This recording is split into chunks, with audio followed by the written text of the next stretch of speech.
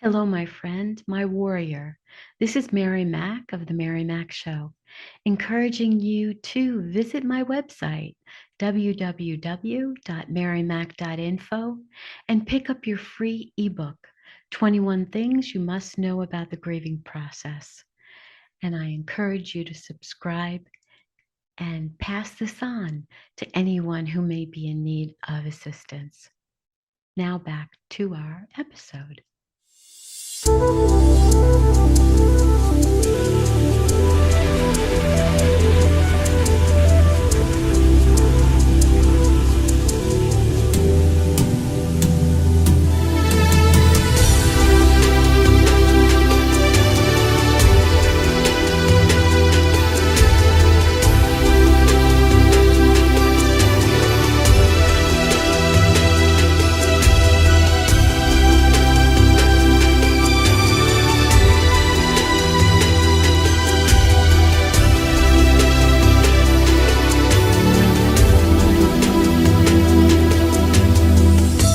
Welcome to the Mary Mack Show, where we will be talking about your feelings, experiences, and pain following the death of a loved one.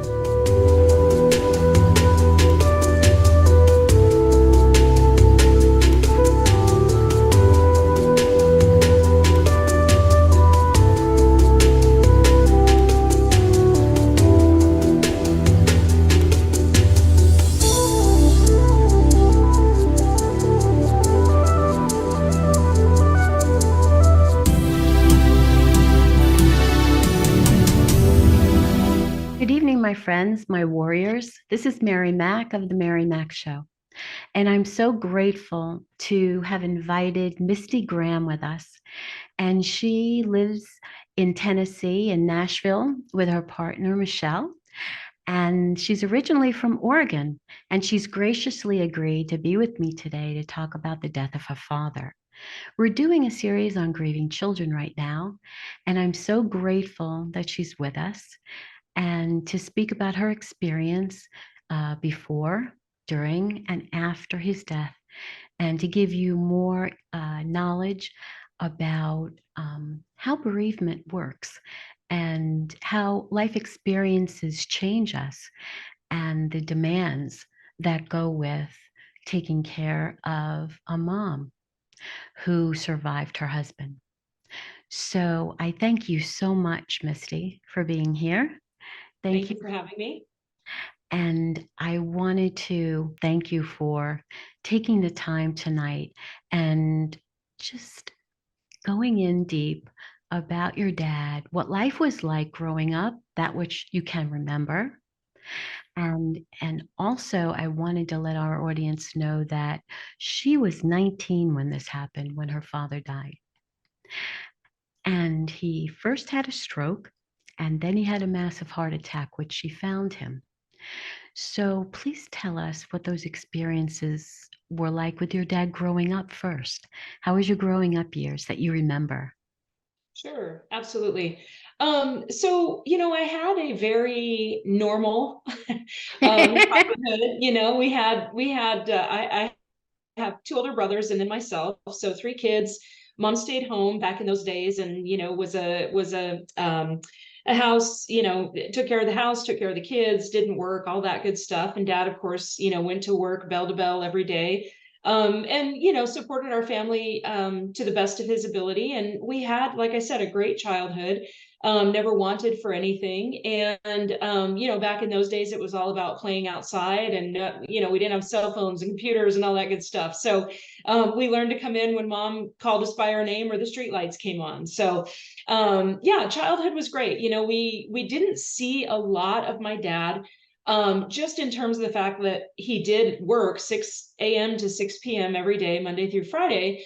And when he came home, it was just kind of like dinner was on the table. He unwound with the Little House on the Prairie we used to watch, and then pretty much showered and headed to bed. So there wasn't a lot of, I guess, interaction, if you will, as it relates to my dad. He, on the weekends, of course, liked to just relax and unwind and decompress. So again, he just really kind of enjoyed that time, and he interacted with us as much as he could. But I just think a lot of the burden, and now being an adult and looking back on it, a lot of the burden of being the, sole breadwinner and making sure that things were taken care of at his job and worried about his job all the time, and having that level of stress took a toll on him.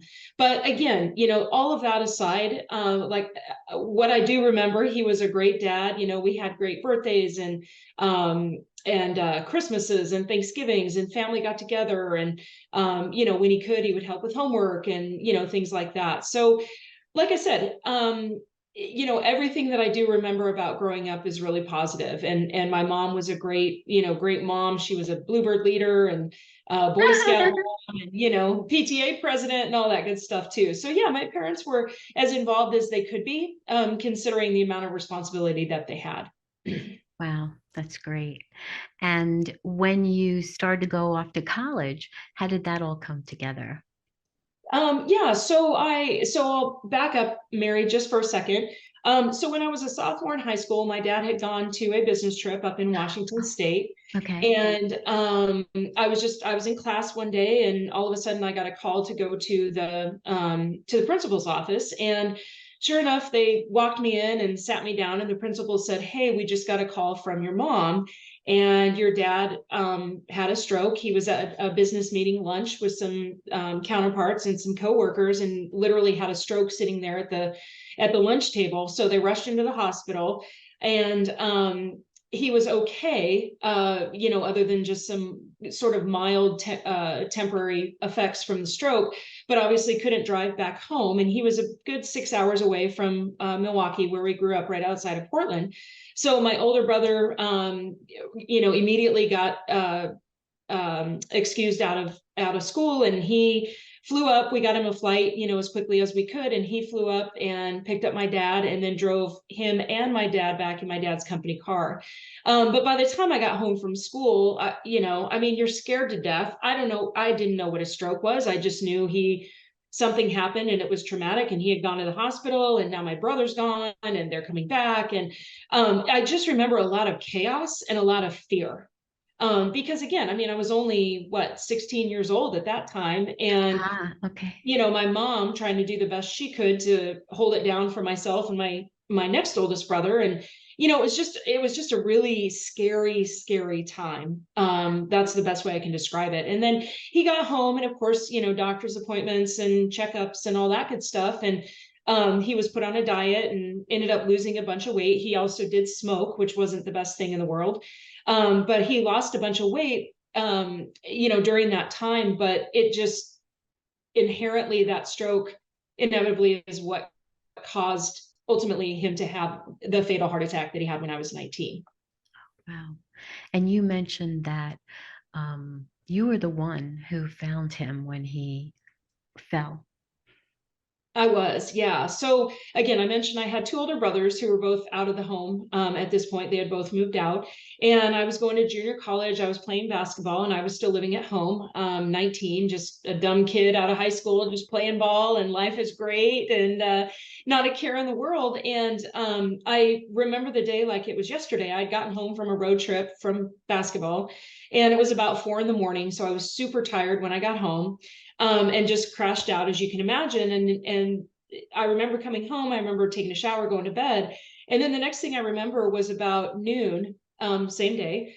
The phone rings in my bedroom, and pick it up, and it's my mom, and she was at work at this point. My mom, once I hit that 16-year-old age, my mom decided that she had raised the kids, she had brought everybody up, and now it was time for her to go out and have some fun and earn some money and all of that. So my mom was working at this time, Okay. and called and just said, "Hey, where's dad? Is he there? Like, he was supposed to be here a few minutes ago to pick me up to take me to lunch."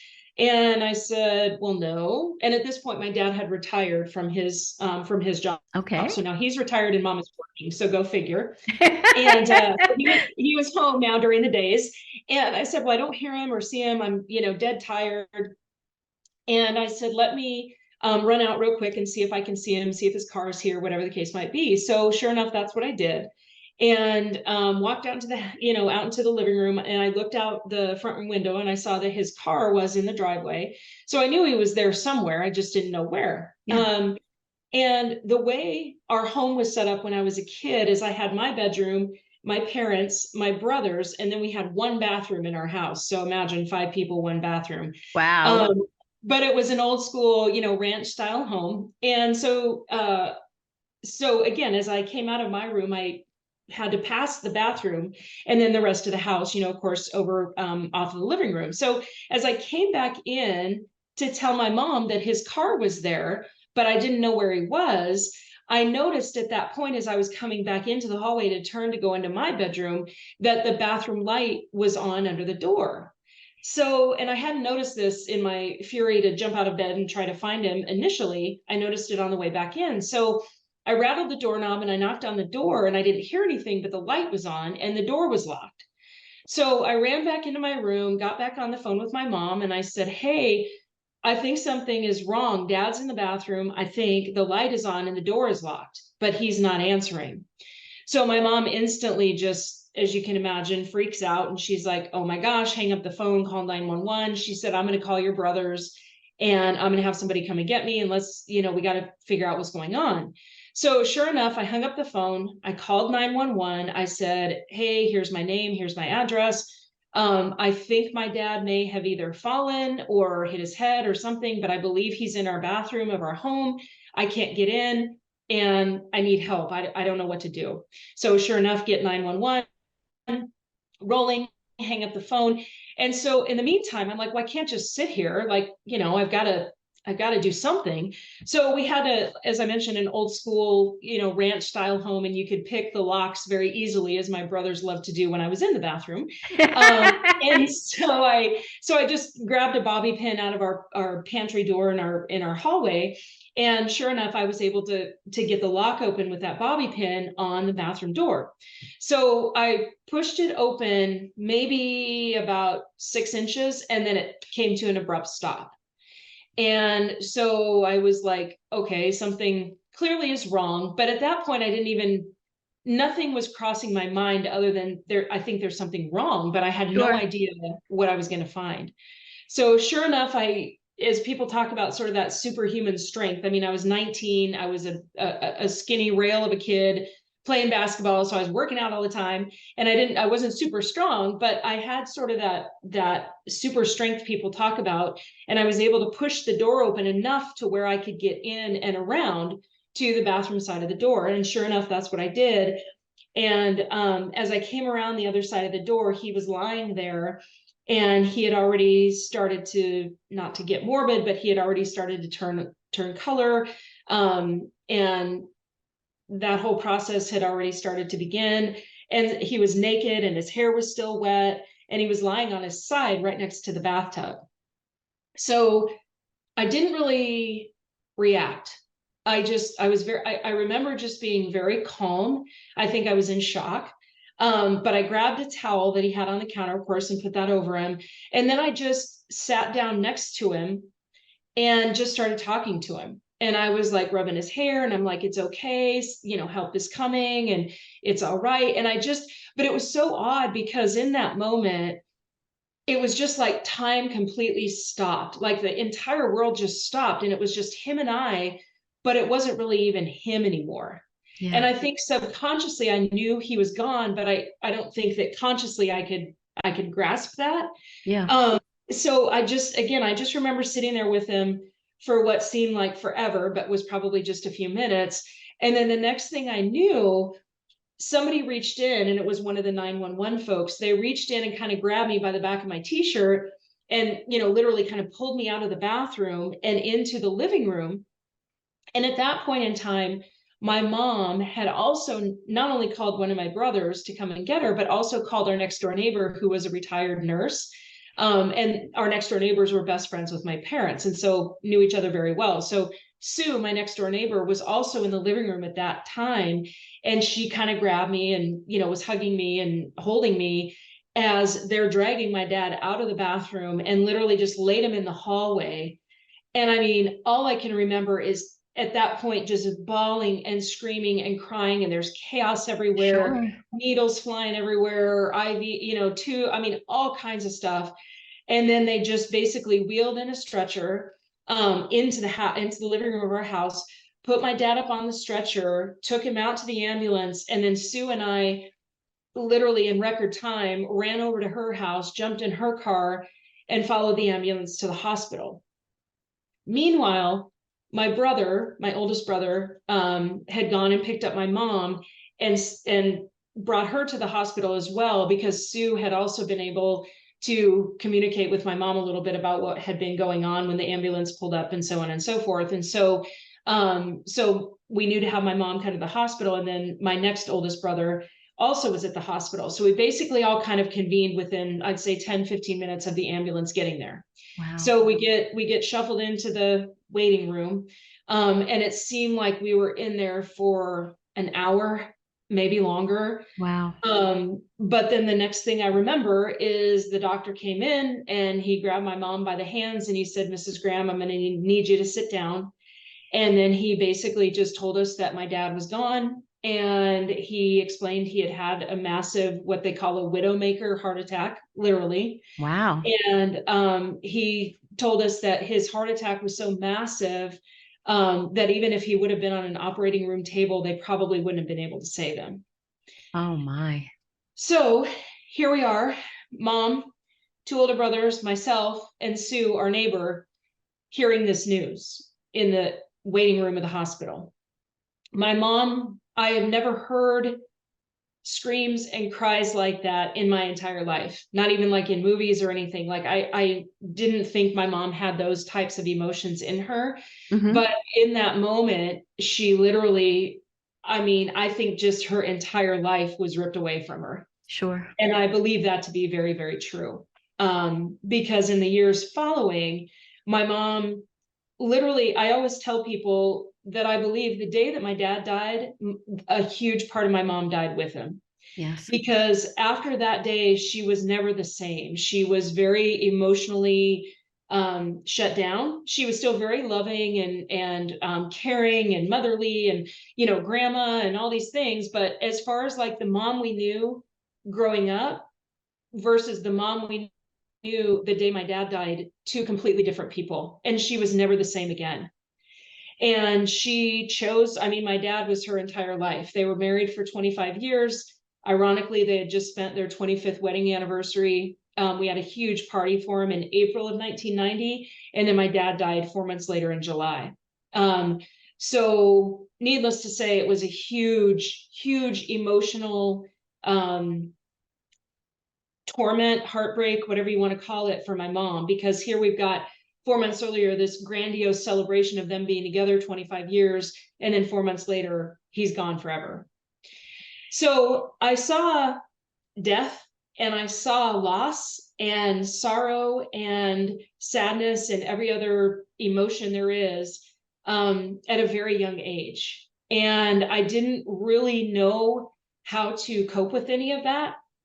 And as a matter of fact, back then, again, it's 1990, like we didn't talk about counseling. Nobody knew what therapy was. Like no one suggested that. Nobody said, "Hey, Misty, you know, found him and kind of went through this huge traumatic thing. You might want to get her in some counseling." Like never even crossed anyone's mind, you know? Yes. And again, I'm only 19, so I can't raise my hand and say, "Hey, I think I need to go to therapy." Like, you know, who did that back in those days? No. So to make a very long story, hopefully not longer, but as after my dad died, like I said, my mom basically tapped out emotionally and was never the same again. And I found myself in a position of being this, you know, again, naive 19-year-old kid, not a care in the world, one day to the next day becoming a full-time caretaker and literally substitute husband for my mom. Because the amount of shock and stress and strain it caused her, she, I think, subconsciously forgot that she still had a 19-year-old at home, because she was unable to function, work, eat, I mean, let alone, you know, pay a bill or deal with any household issues or, I mean, anything like that. So Yes. I literally stepped into my father's shoes at 19 years old and learned, again, at a very early age, how to bury my own emotions and bury my own sadness and bury my own sorrow for the sake of being a caretaker to my mom at that period of time, at that point in time. Yes. So then Fast forward 3 years later, I'm still at home, still living with mom. She had kind of started to come out of some things as it relates to getting a little more active again, engaging with household chores and, paying bills and things like that. But still, I was there to just make sure that everything was okay. And she had gone back to work at this point. But I remember I was in the house one day, and just like we do a million times in our lives, I bent down and I was brushing my teeth one night, and just innocently brushing my teeth, nothing crazy, no, no health issues or anything going on. And I went to stand up to continue brushing my teeth, and I got that really sort of terrible feeling, that tunnel vision that you get, and that sweaty feeling and that nausea when you're about to pass out. And I didn't realize what it was. I just didn't realize what it was. And it was just this innocent act of brushing my teeth. But what happened, Mary, is literally from that moment forward, that day, that night at the sink, brushing my teeth, I got massive, and I am talking massive anxiety and panic attacks for the next year and a half. Oh my. And they were it all revolved around me thinking that I was going to die 24 hours a day, Wow. because Wow. it was caused by a physical symptom. And I've had a handful of moments in my life since then of that passing out feeling when you get, overheated or whatever the case might be. And it hasn't ever bothered me since then, but just that panic moment of what just happened. Oh my gosh, there was a switch that went on in my brain, and something triggered this feeling of passing out. And that caused me to start to have, like I said, massive anxiety and panic attacks for the next year and a half. Wow. So I'll fast forward through all of that. And I did finally then, on the advice of a really good friend, I did end up seeking out a therapist, because in those 18 months of having this panic and anxiety, and I lost like 50 pounds. I mean, it was awful. And I literally thought I was going to die. Like, if I got a headache, I thought I had a brain tumor and I was going to die, as ridiculous as that sounds. I had a panic attack so bad one time in the middle of Costco of all places, my favorite place on the planet Earth. But I panic attack so bad. I literally left an entire grocery cart of stuff in the middle of an aisle because I had to leave. I had to get out of I couldn't. I thought I was just going crazy. Okay. So finally, I sought out some counseling and I found a therapist, and I went in. The very first appointment I had is usually sort of that, get to know each other. Are we comfortable? Do we want to continue? So on and so forth. So had that first appointment, really liked the gal I was talking to, and went back and went ahead and made a second appointment. And the second time that I went in, I got it more and more into the story of what had actually happened, a lot more detail than I'm giving here, and really expressed to her and really let go of all of that, of what it had happened when I found my dad. And the fact that I had gone through such a massive traumatic experience, but then literally the next day stuffed all of that down and never dealt with any of my own emotions, and not only stuffed my own emotions down, but then took on all of the emotions of my mom. Right. So what had happened, and what I was finally diagnosed with, thank you, Lord, because I realized at that point that I wasn't crazy and that there are millions of other people that had what I was diagnosed with. But she ended up giving me a diagnosis of PTSD, Mm-hmm. because of, again, being a part of this traumatic experience and then never dealing with it, never talking about it, never really crying about it except the day of his funeral. And then instantly going into caretaker mode for my mom. I Yes. never gave myself a chance to process any of what I had gone through. Right. And so what happened is it just manifested itself physically. And it came out as this, sort of this, woo, I'm going to pass out, which then triggered all of this anxiety and these panic attacks and this, just this very funny now, but not so funny then, but this funny fear of the fact that I was going to die 24 hours a day. So once I was diagnosed with PTSD, I finally then started to get better because I had a name for it. I Yes. could study it. I could learn. I could read about it. I believe knowledge is power. Yes. And once I was able to grasp that, okay, this is it, this is what's finally wrong. You're not going to go to the nut house. You're not going crazy. You'll be on Xanax the rest of your life. Like, this is truly what's wrong with you. And this is why it happened.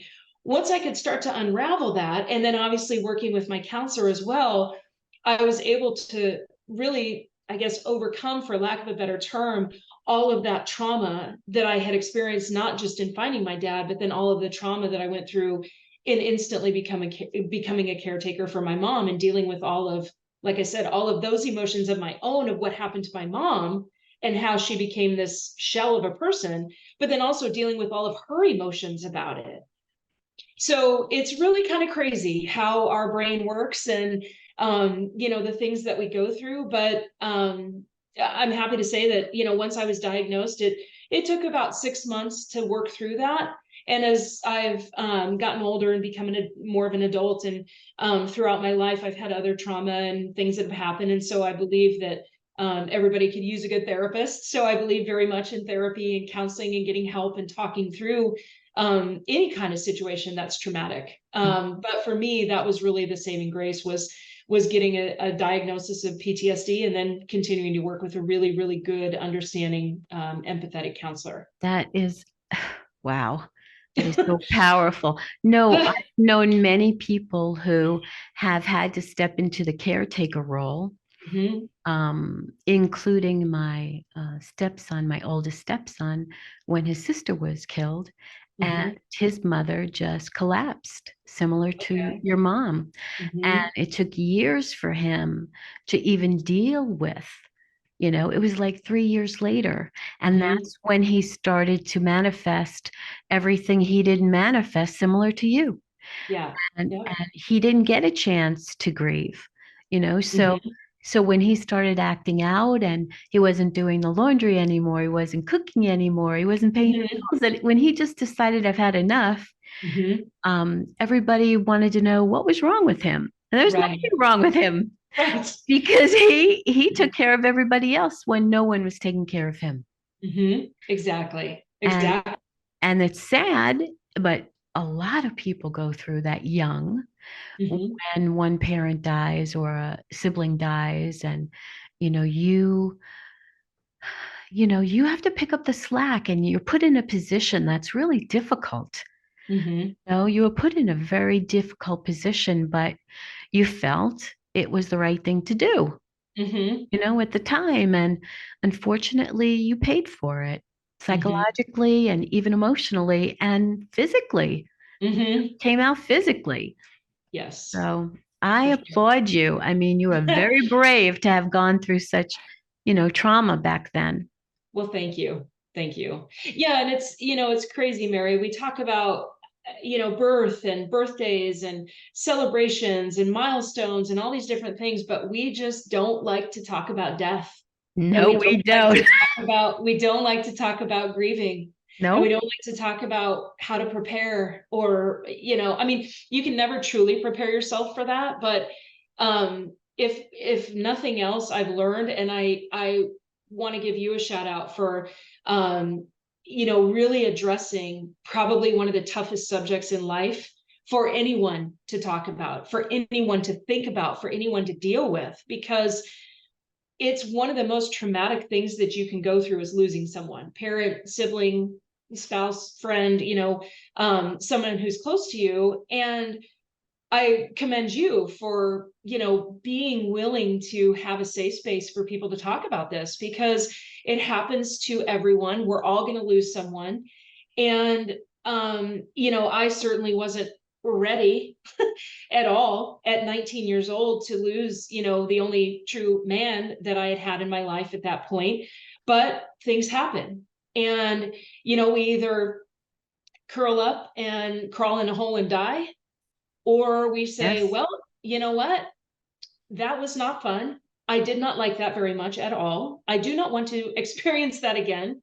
But what can I do, to take this experience and either pay it forward? And in my case, I talk to a lot of people. I'm a coach, so I talk to a lot of people about anxiety, dealing with stress, how to manage stress, handle stress, how to deal sometimes with the loss of someone. And, I think that there was just a reason and a purpose that I was put in that situation, and it was to help other people. And I always have been a big fan of a mantra of why not me? And when Mm-hmm. I say that, why not me? Why wasn't it my mom that found him? Why wasn't my brothers that found him? Why me? And there just has to be a reason that's bigger than me, just like what you're doing. There's a reason bigger than you. And if we can all just, you know, talk about what we've been through and talk about that loss and grieve the loss, and really be able to feel like we're in a safe space to do that, I think we'd all be a lot better off. So again, I commend you for giving this space to someone like me who has told the story a million times through my life, but it never it gets easier, but it never really gets better, if that makes sense. It's No, still a not totally. very, not very fun story to tell. Yep. But I'm hoping that again, just like what I've tried to adopt, like I said, why not me? In my life, that that people may hear my story and realize that it's okay, and you can get through it, and it's scary and it's awful, whether you're young or old. I mean, I was the same age that my dad when my dad died at 48. My mom died when I was 48. Oh, Kind of weird. wow. Kind of Wow. weird. Yeah.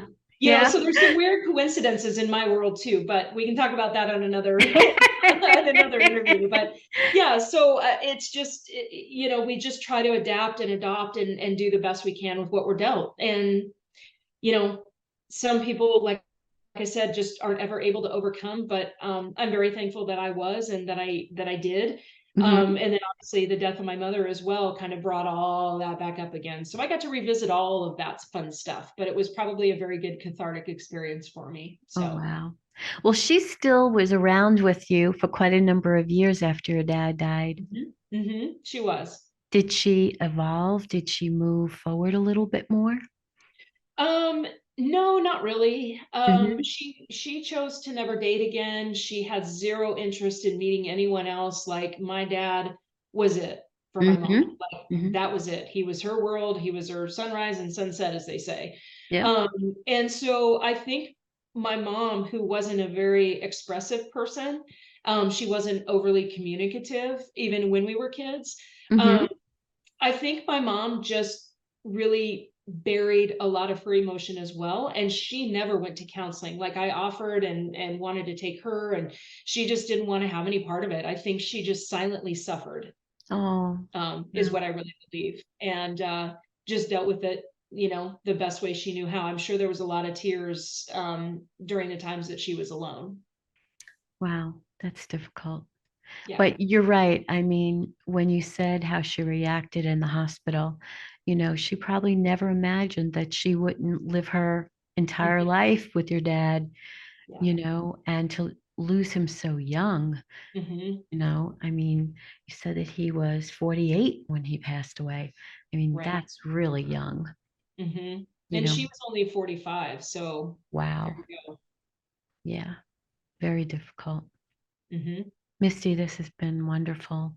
I appreciate so much how open and honest you've been about all the experiences you've had, especially the PTSD, how it affected you, you know, trying to take over, the whole household basically, you know, Hmm. once your dad died, and trying your best to stuff down all those emotions you had for all those years before it manifested in you. And I commend you for getting counseling and, developing a plan of action, so that you would be well and you'd have the care that you needed. So many people don't do that. And I always say if you don't deal with it, it comes back to bite you in the butt. Oh boy, does it ever.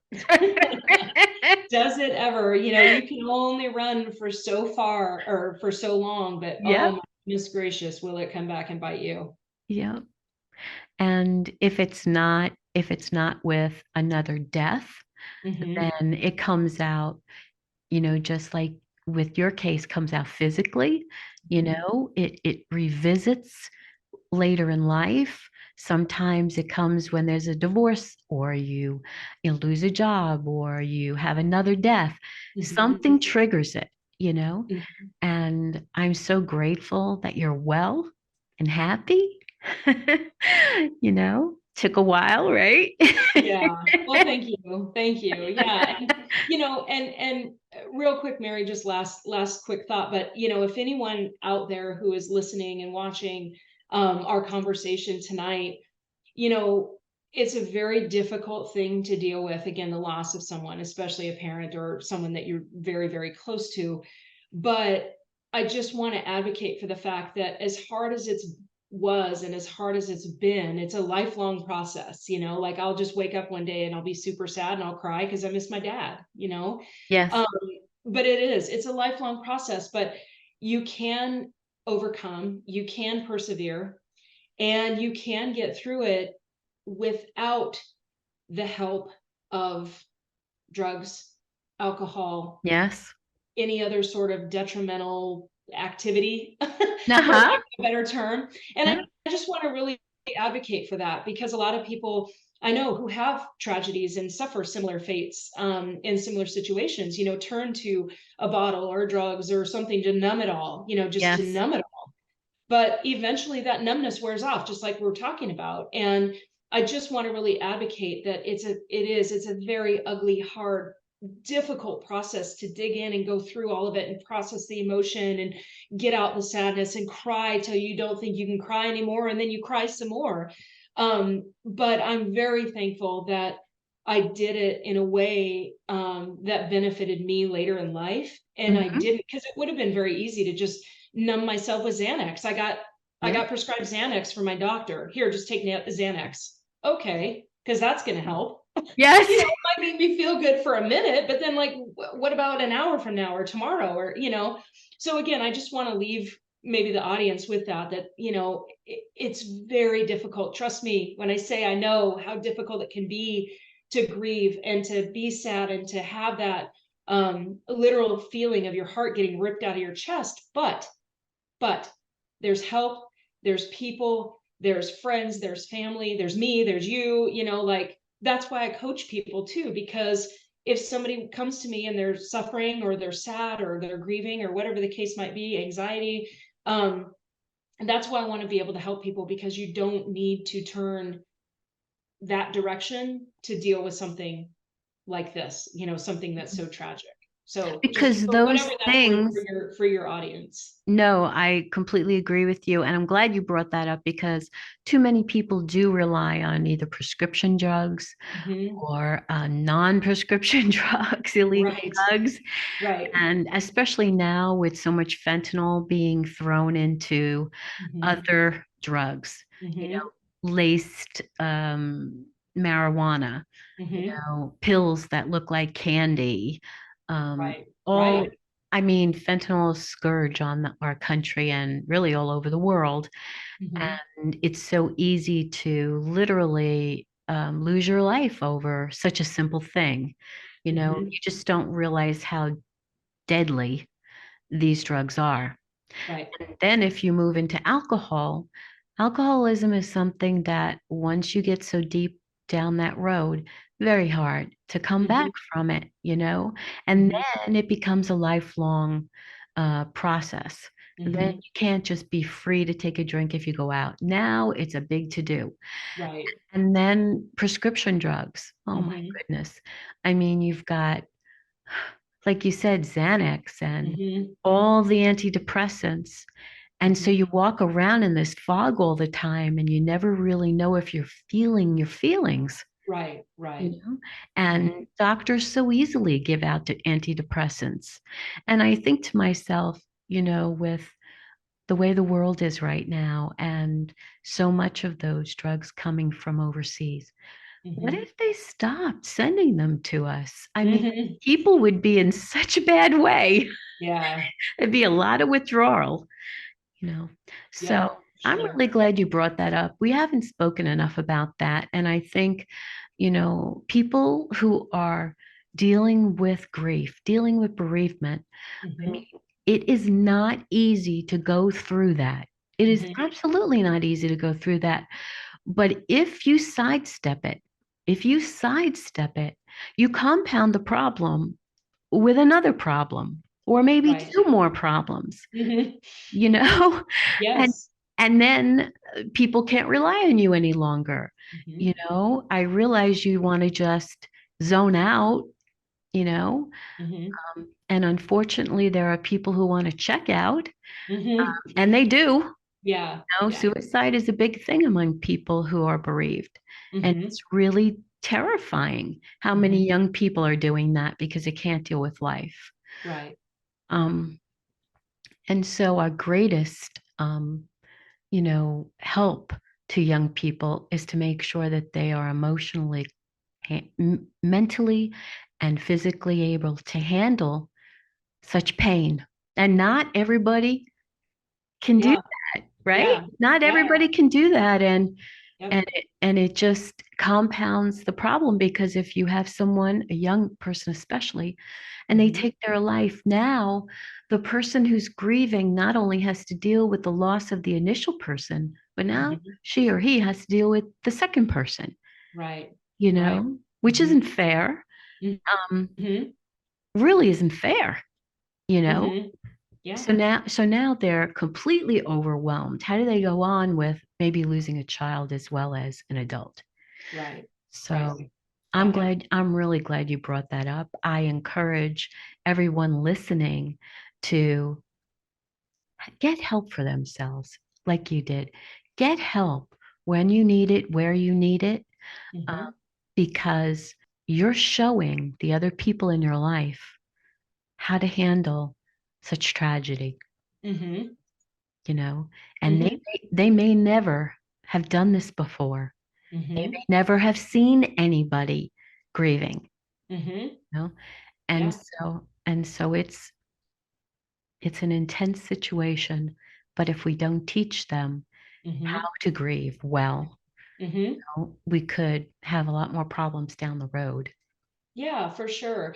Well, and again, just second last quick thought, but Mhm. the world is so much different today than it was back in 1990 or even earlier, Oh, depending on, without a doubt. you know, people's circumstances. But, today we have, suicide hotline, we have counselors, we have therapists, we have people like you who are doing podcasts and amazing things, writing books and like my mom went through hospice care in her end of life, and thank goodness for the counselors in hospice and the social worker we had. And I mean, there's just so much out there now. Again, there's books and resources and people and coaches and just all kinds of online research. I mean, the world is completely different than it was back then. And Yes. so I highly encourage, just like I was able to, once I got my diagnosis for PTSD, I got some books and I read and I educated myself and I understood